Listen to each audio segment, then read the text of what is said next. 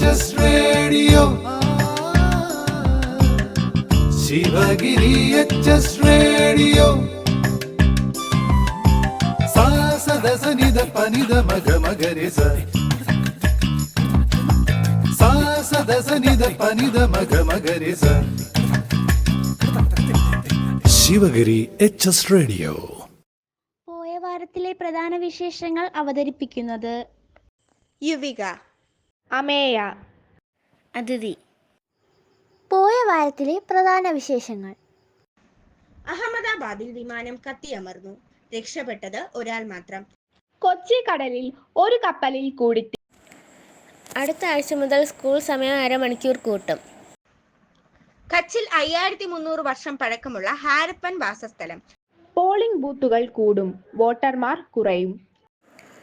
ഷൈൻ ടോം ചാക്കോയുടെ പിതാവ് കാറപകടത്തിൽ മരിച്ചു.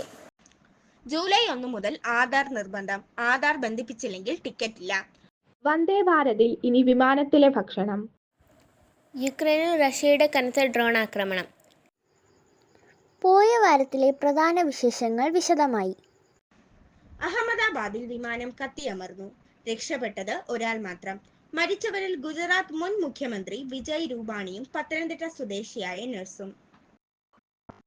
രാജ്യത്തെ ഞെട്ടിച്ച് ഗുജറാത്തിലെ അഹമ്മദാബാദിൽ വിമാന ദുരന്തം. ലണ്ടനിലേക്കുള്ള air India 171 Boeing Dreamliner 787-8 വിമാനം ജനവാസ കേന്ദ്രത്തിൽ തകർന്നു വീണ ഗുജറാത്ത് മുൻ മുഖ്യമന്ത്രി വിജയ് രൂപാണി അടക്കം 241 പേർ മരിച്ചു. അപകടത്തിനിരയായവരിൽ ഒരു മലയാളി അടക്കം 169 ഇന്ത്യക്കാരും 53 ബ്രിട്ടീഷുകാരും 7 പോർച്ചുഗീസുകാരും ഒരു കാനഡ സ്വദേശിയും ഉൾപ്പെടുന്നു. 2 പൈലറ്റുമാരും 10 ക്യാബിൻ ജീവനക്കാരും മരിച്ചു. എമർജൻസി വാതിലിന് സമീപത്തെ 11A സീറ്റിലെ യാത്രക്കാരനായ വിശ്വാസ് കുമാർ രമേശ് അത്ഭുതകരമായി രക്ഷപ്പെട്ടു. ലണ്ടനിൽ നഴ്സായ പത്തനംതിട്ട കോഴഞ്ചേരി സ്വദേശി രഞ്ജിത ജി നായരാണ് മരിച്ച മലയാളി. കൊച്ചി കടലിൽ ഒരു കപ്പലിൽ കൂടി തീ. അറബിക്കടലിൽ കൊച്ചിക്ക് സമീപം മറ്റൊരു സിംഗപ്പൂർ കപ്പലിൽ കൂടി തീപിടുത്തം. MV ഇന്റർഏഷ്യ ടെനസിറ്റി എന്ന ചരക്കു കപ്പലിൽ തീ കണ്ടതായി ജീവനക്കാർ തീരരക്ഷാസേനയെ അറിയിക്കുകയായിരുന്നു. മലേഷ്യയിലെ കിലാങ് തുറമുഖത്ത് നിന്ന് മുംബൈയിലെ നവ്ഷേവ തുറമുഖത്തേക്ക് 1837 കണ്ടെയ്നറുകളുമായാണ് കപ്പൽ സഞ്ചരിച്ചിരുന്നത്. ലെഡ് ബാറ്ററികൾ ഉൾപ്പെടെ കപ്പലിലുണ്ടായിരുന്നു. അപായ സന്ദേശം ലഭിക്കുമ്പോൾ കൊച്ചി തുറമുഖത്ത് നിന്ന് 37 നോട്ടിക്കൽ മൈൽ അകലെയായിരുന്നു കപ്പൽ. അടുത്ത ആഴ്ച മുതൽ സ്കൂൾ സമയം അരമണിക്കൂർ കൂട്ടും. സംസ്ഥാനത്തെ വിദ്യാഭ്യാസ കലണ്ടറിൽ പ്രവൃത്തി സമയം അരമണിക്കൂർ കൂട്ടുന്നതിൽ മാറ്റമില്ലെന്ന് വിദ്യാഭ്യാസ മന്ത്രി വി ശിവൻകുട്ടി പറഞ്ഞു. രാവിലെയും വൈകിട്ടും 15 മിനിറ്റ് വർദ്ധിപ്പിക്കും. അടുത്ത ആഴ്ച മുതൽ ഇത് നിലവിൽ വരും. അക്കാദമിക് കലണ്ടർ ഉടൻ തയ്യാറാക്കുമെന്ന് മന്ത്രി കൂട്ടിച്ചേർത്തു. കച്ചിൽ 5300 വർഷം പഴക്കമുള്ള ഹാരപ്പൻ വാസസ്ഥലം കണ്ടെത്തിയത് കേരള സർവകലാശാല ഗവേഷകർ. കേരള സർവകലാശാലയുടെ പുരാവസ്തു ശാസ്ത്ര വിഭാഗം ഗുജറാത്തിൽ കച്ചിലെ ലഖാപർ ഗ്രാമത്തിൽ 5300 വർഷം പഴക്കമുള്ള പ്രാചീന ഹാരപ്പൻ വാസസ്ഥലത്തിന്റെ അവശിഷ്ടങ്ങൾ കണ്ടെത്തി. മേഖലയിൽ പ്രാരംഭ ഹാരപ്പൻ ശവസംസ്കാര സ്ഥലത്തോട് ചേർന്ന താമസ സ്ഥലം കണ്ടെത്തുന്നത് ആദ്യമാണ്. കേരള സർവകലാശാല പുരാവസ്തു പഠന വകുപ്പിലെ അസിസ്റ്റന്റ് പ്രൊഫസർമാരായ GS Abhayan, doctor SV Rajesh എന്നിവരുടെ നേതൃത്വത്തിൽ ഈയിടെയാണ് ഉത്ഖനനം നടത്തിയത്. ഗഡൂലി ലഖാപർ റോഡിന്റെ ഇരുവശങ്ങളിലായി 3 ഹെക്ടറിലായാണ് അവശിഷ്ടങ്ങൾ കണ്ടെത്തിയത്. വലിയ കല്ലുകൊണ്ടുള്ള കെട്ടിടാവശിഷ്ടങ്ങൾ, ശവസംസ്കാര തെളിവുകൾ, മൺപാത്രങ്ങൾ, മുത്തുകൾ, വളകൾ തുടങ്ങിയവ കുഴിച്ചെടുത്തു.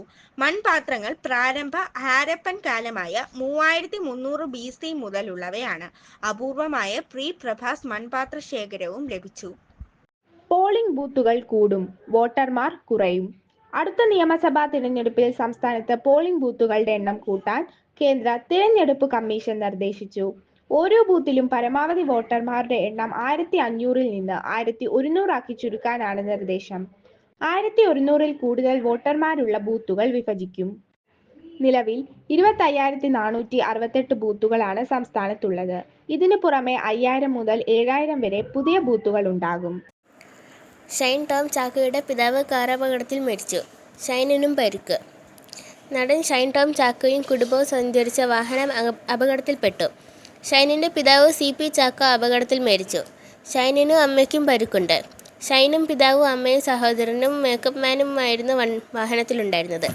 ഷൈനിൻ്റെ ചികിത്സയ്ക്കായി ബംഗളൂരുവിലേക്ക് പോകുമ്പോഴാണ് അപകടം.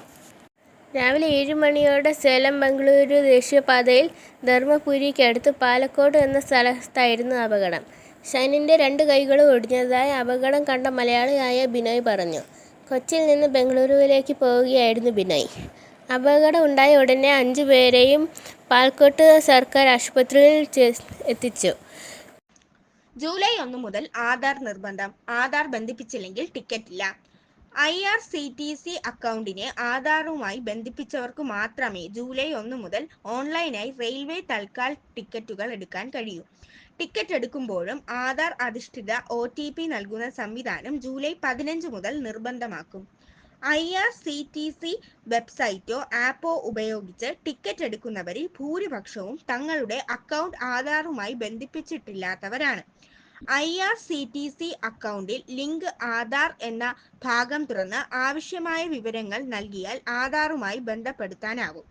ഇത് ഒറ്റ തവണ ചെയ്താൽ മതിയാവും. ഓൺലൈനായോ കൗണ്ടറിൽ ചെന്നോ ഓരോ തവണ ടിക്കറ്റ് എടുക്കുമ്പോഴും ആധാർ OTP നൽകേണ്ടി വരും.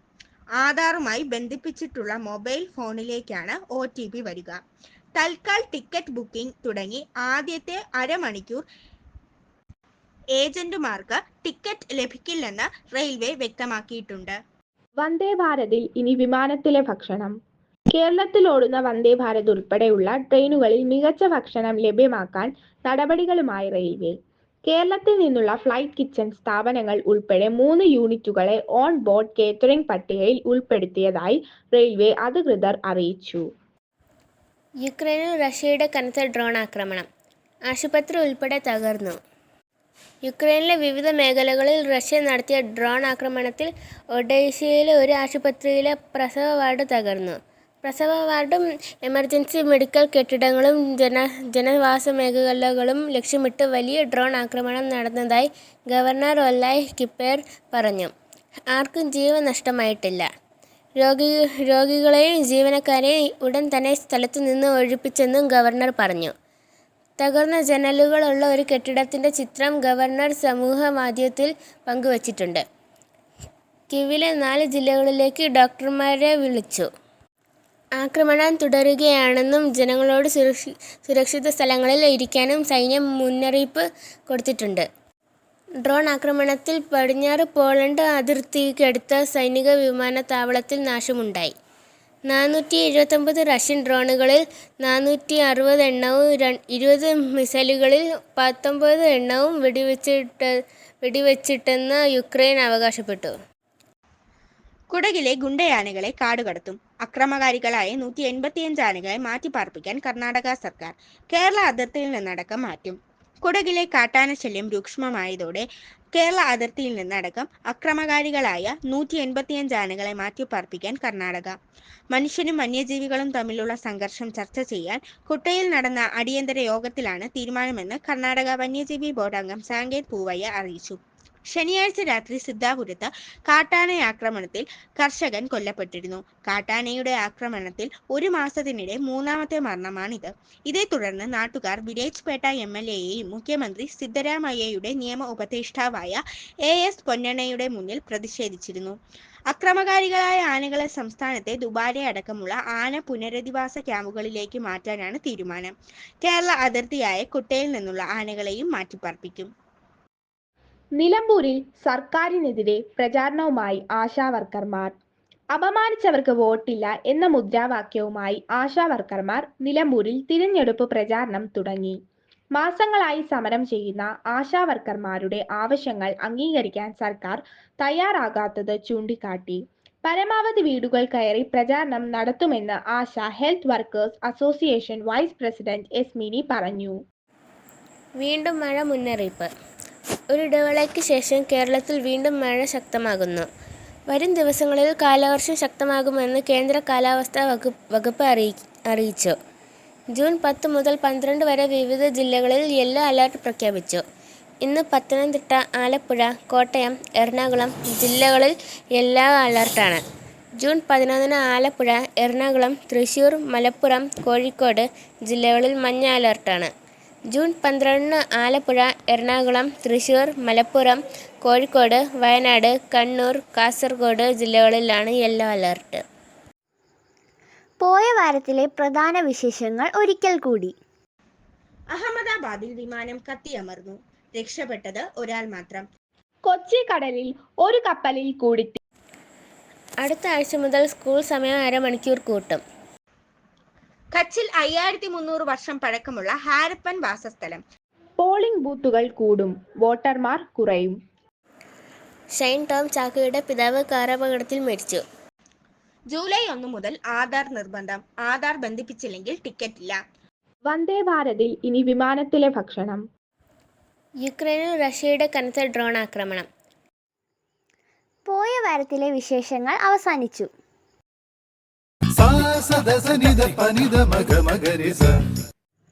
ശിവഗിരി HS റേഡിയോ കേൾക്കൂ, സമ്മാനങ്ങൾ നേടൂ. ഉത്തരങ്ങൾ അയക്കേണ്ട വാട്സപ്പ് നമ്പർ 94 97 26 72 72.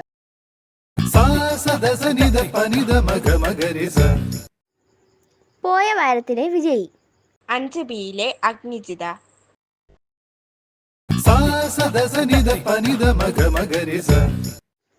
പോയ വാരത്തിലെ ചോദ്യവും ഉത്തരവും. കേന്ദ്ര റെയിൽവേ മന്ത്രി ആര്?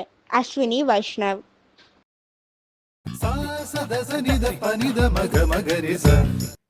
ശിവഗിരി HS റേഡിയോ ആഴ്ചയിലെ ചോദ്യം. ഏത് സർവകലാശാലയാണ് കച്ചിൽ 5300 വർഷം പഴക്കമുള്ള ഹാരപ്പൻ വാസസ്ഥലം കണ്ടെത്തിയത്?